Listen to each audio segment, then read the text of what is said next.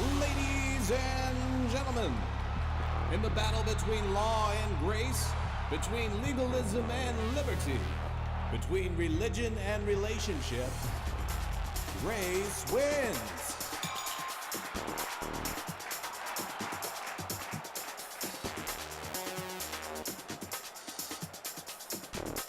At first glance, Jesus should have loved the Pharisees. They were trying to live holy lives, and they were trying to get other people to live holy lives too. They are faithful to pray. They were givers. They tithed religiously. They were evangelists working hard to make converts. They seemed to be doing everything right, but Jesus couldn't stand the Pharisees, and he adamantly detested their focus on the law. Look at the intensity with which Jesus chastises the Pharisees in Matthew 23, 1 through 38. He says to them, "Woe to you," 8 times.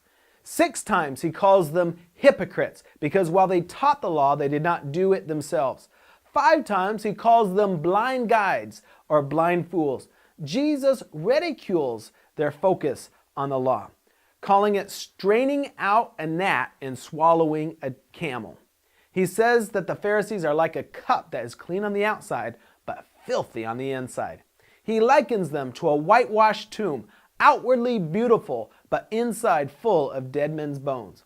He names them serpents and a brood of vipers. Jesus condemned the Pharisees and teaches the law in the strongest possible terms. He says, "How can you escape the condemnation of hell?" After all these insults, is it any wonder that the Pharisees wanted to crucify Jesus?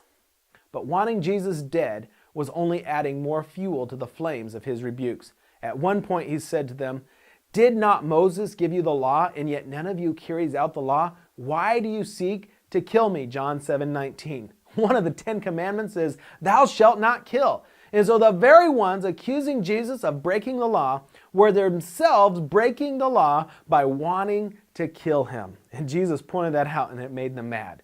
In every encounter with the Pharisees, Jesus showed the teachers of the law the utter ridiculousness of their efforts to keep the law. Jesus told the people that unless your righteousness exceeds the righteousness of the scribes and Pharisees, you will by no means enter the kingdom of heaven. Matthew 5:20. Jesus' listeners would have instantly despaired of hope. If they had to be more holy than the holiest among them, how could anyone ever enter heaven? So don't be like a Pharisee, because Pharisees are not fair, you see. They're not fair because they tell you to keep the law, but they don't keep the law themselves. Instead, rely on the grace of Jesus Christ to save you.